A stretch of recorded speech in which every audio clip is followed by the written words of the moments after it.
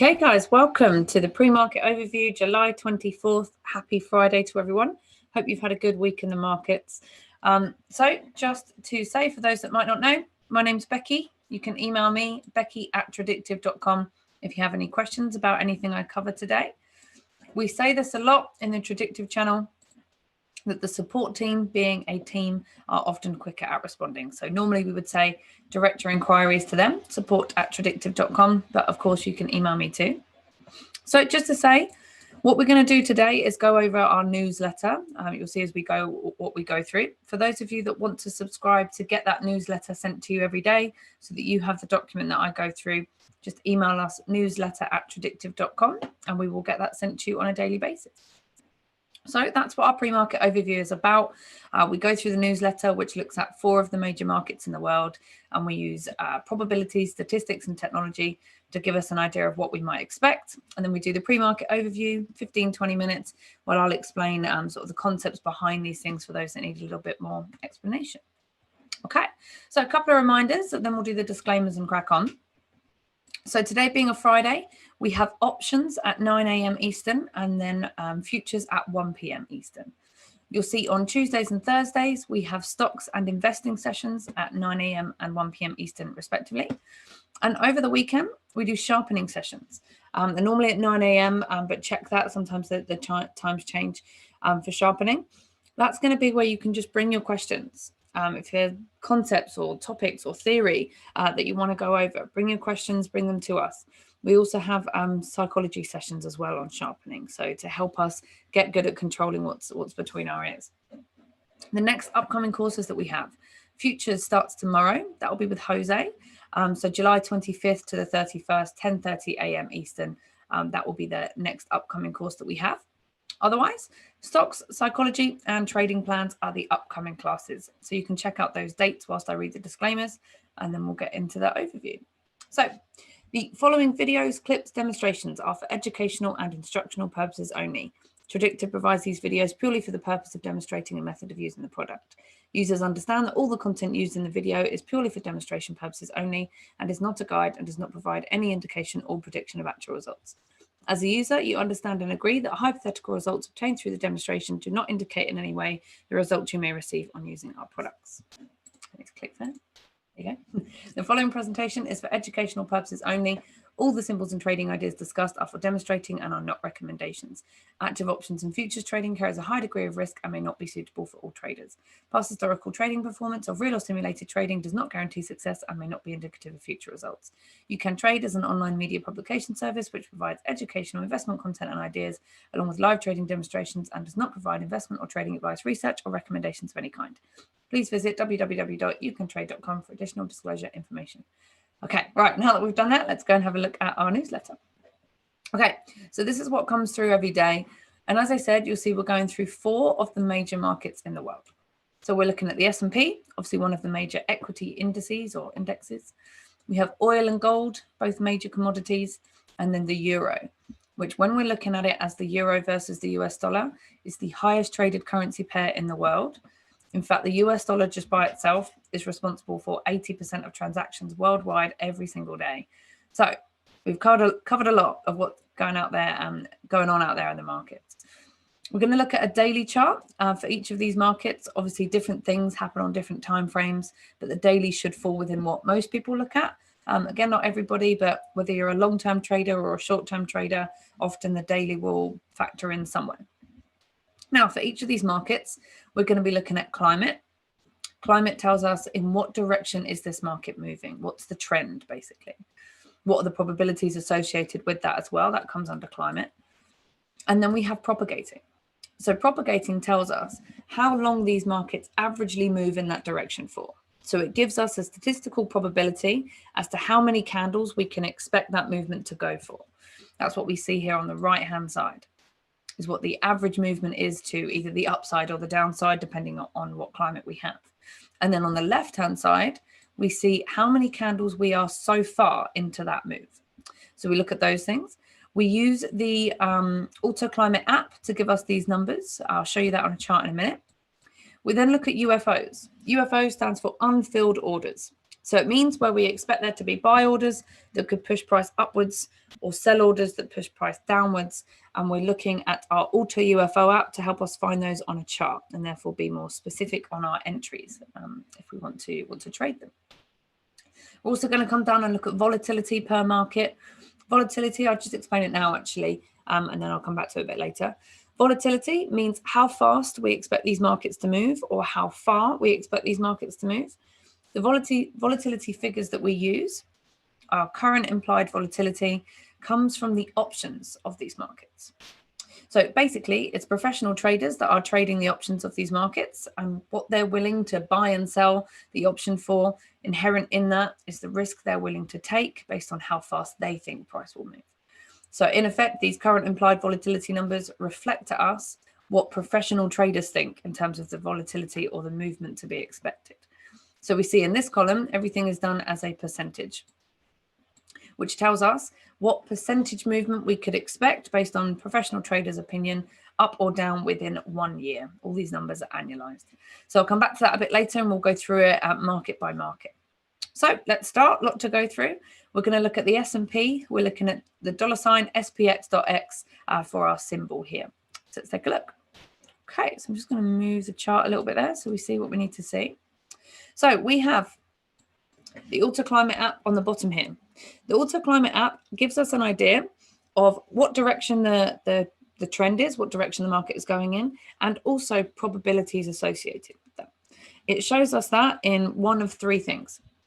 Either we have a thick blue dot, like in the example here, which tells us that we have a confirmed climate to the upside, meaning we've got an uptrend and we have probabilities on our side that it could work out for us. It could be a thick red dot, which tells us that we have a confirmed climate to the downside and that it has probabilities to the downside. Or it could be a thin dot of either color, which tells us that there isn't really any probabilities. It might be up or down, but it's not really looking particularly probable. And so we might want to keep away from that. So in this case, we see a thick blue dot telling us we're in a confirmed upwards climate. We have probabilities to the upside. Closest stack of buy orders, as showed to us here by our green UFO, that could push price up if price were to ever get back down here. The numbers there are 2955.45 to 2933.59. Closest stack of sell orders shows to us here by our red UFO, 3373.23 to 3393.52. Okay, so we saw we had a confirmed upwards climate, so we have probabilities to the upside. But what we want to know is how long can we expect that to keep going on for? So by the way, everything that's on the right-hand side here, I'm going to round it up. So whatever the decimal place is, I'm going to round it to the next round number. So what this means is we would expect the S&P to averagely, normally, statistically speaking, go up for 11 candles on a daily chart. So 11 days. But we're on candle number 16.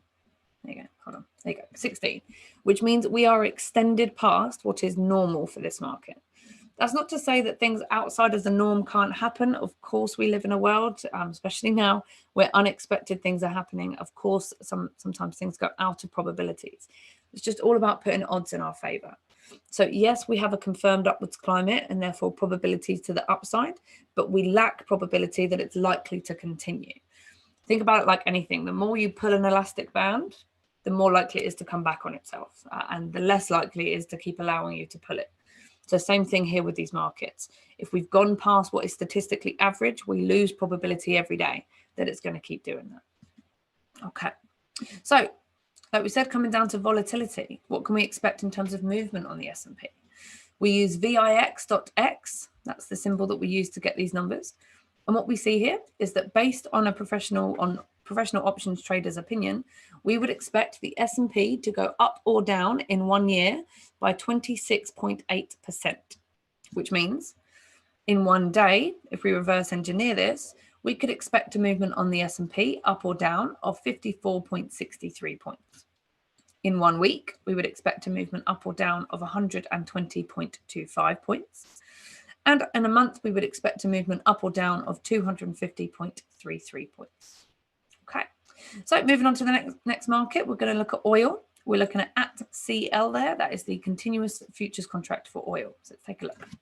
So at CL. Okay, So I'm just going to move things down a little bit here. So we've got new things going on. Where's our closest buy one? There you go. Just going to scrunch this where we see what we need to see. Hold up. Okay, there we are. I know it looks a little bit weird. It's just so we can see our UFOs. So once again, we've got our AutoClimate app on the bottom. Here, it is showing us, and it's kind of hard to see, but that's kind of the point. It's a thin red dot.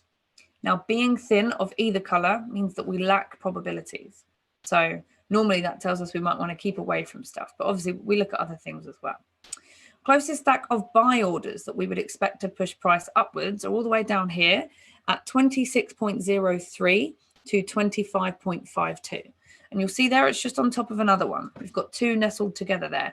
And the top one, the numbers I just read, and then we've got one just below it as well. Closest stack of sell orders that we would expect to push price down are literally just there, just above current price. Numbers for that, 41.54 to 42.51. As we can see here, current price is 41.31. So we're very, very close to that, relatively speaking, to that big stack of sell orders here on a daily chart. Okay, so coming back to our propagating. Well, as we saw, we had an unconfirmed downwards climate. We can see that on the newsletter. There's a little cross there. So we put a little cross to let you know that it's unconfirmed. So it is a down climate, even though it's unconfirmed. So how long can we expect that to continue? We see here that we would expect oil to go down for 7 days, 7 candles on a daily chart, and we're on candle number 1. So we've got a couple of forces moving against each other here. We have what could be the start of a downtrend with propagating figures telling us we've got probability for it to continue to the downside. And we have a big stack of sell orders just above us. So it's both kind of sell signals. However, we have an unconfirmed climate, so we have less probabilities there. So it can be interesting to see what happens there. Always, we want to put as many probabilities as we can on our side. Nothing's guaranteed. It's all about odds. So at the moment, we're losing some odds in one of our factors there. So interesting to see how that plays out. So in terms of movement we could expect on oil, we use OVX.X. And we can see here that we would expect a movement up or down in 1 year based on professional traders' opinions of 43.83%. Which means in a day, we'd expect a movement up or down of 1.14 points. In a week, we'd expect a movement up or down of 2.52 points. And in 1 month, we would expect a movement up or down of 5.24 points. Okay. Moving on to gold at GC, continuous futures contract for gold. So let's take a look at that. Okay. So bit of a weird one on gold at the moment. I'll just explain it as we go. So once again, we have our AutoClimate app on the bottom, and this is showing us a thick blue dot. Again, confirmed upwards climate to the upside, probabilities to the upside. Closest stack of buy orders that we could expect to push price up. Here at our green UFO, 1817.4 to 1806.6. Now, we do have stack of sell orders up here at 1906.1 to 1911.15. However, this stack of sell orders is about 8 years old, and it actually reacted off of something from about 20, 30 years ago. So you'll see on the newsletter, we've left this blank, mostly likely because those orders are probably likely cancelled. But we do see them on the chart, so it's going to be interesting to see whether they do work out on that one. So confirmed upwards climate. How long can we expect it to continue? Well, normally gold would go up for 7 candles. Again, I've just rounded that up. 7 candles, and we're on candle number 5. So coming to the end of what is statistically likely there, and we've got a confirmed upwards climate. So in terms of movement we expect, we use GVZ.X to get these numbers. And it means we see here that we would expect a movement up or down in 1 year of 21.99%. Meaning in a day, a movement up or down of 26.2 points. In a week, a movement up or down of 57.7 points. And in a month, a movement up or down of 120.2 points. Okay, last but not least, we're going to look at the euro dollar. So like we said, highest traded currency pair in the world. So let's take a look at that.